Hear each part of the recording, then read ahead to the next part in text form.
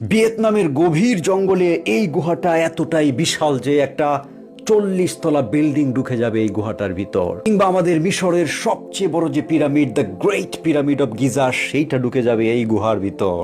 আরো সহজ করে বললে একটা বিশাল বোয়িং 747 বিমান উড়ে গিয়ে ডাইরেক্ট ঢুকে যেতে পারবে এই গুহাটার ভিতর। এইটা হচ্ছে এই পৃথিবীর সবচেয়ে বড় গুহা, যেটা ভিয়েতনাম এবং লাওস সীমান্তের গভীর জঙ্গলে অবস্থিত। যেই জঙ্গলটাকে আপনারা বিয়ার গ্রিলসের নানা রকম টিভি শোতে দেখেছেন সেইখানে, এবং এটা ভিয়েতনামের রাজধানী হ্যানয় থেকে প্রায় 500 কিলোমিটার দক্ষিণে। এই গুহাটা সর্বপ্রথম ভিয়েতনামের লোকাল মানুষজন 1991 সালে আবিষ্কার করলেও দীর্ঘদিন এই গুহাটা পৃথিবীর মানুষের জানার বাহিরে ছিল। কিন্তু পরবর্তী সময়ে ব্রিটিশ কেভ রিসার্চ অ্যাসোসিয়েশনের রিসার্চাররা গিয়ে এই গুহার নানা দিক মাপ যোগ করে আবিষ্কার করে সমস্ত তথ্যগুলো পৃথিবীবাসীর কাছে পৌঁছে দেয়। এরপর 2009 সালে ব্রিটিশ এবং ভিয়েতনাম একসাথে কাজ করে একটা এক্সপেডিশন টিম পাঠায়, এবং সেই টিমের মাধ্যমে পরবর্তী সময়ে এই গুহার বিস্তারিত তথ্য উঠে আসে। এই গুহাটা লম্বায় প্রায় 9 কিলোমিটার দীর্ঘ, এবং কোথাও কোথাও এটার ভিতরের উচ্চতা প্রায় 200 মিটার পর্যন্ত ছুঁয়ে ফেলেছে।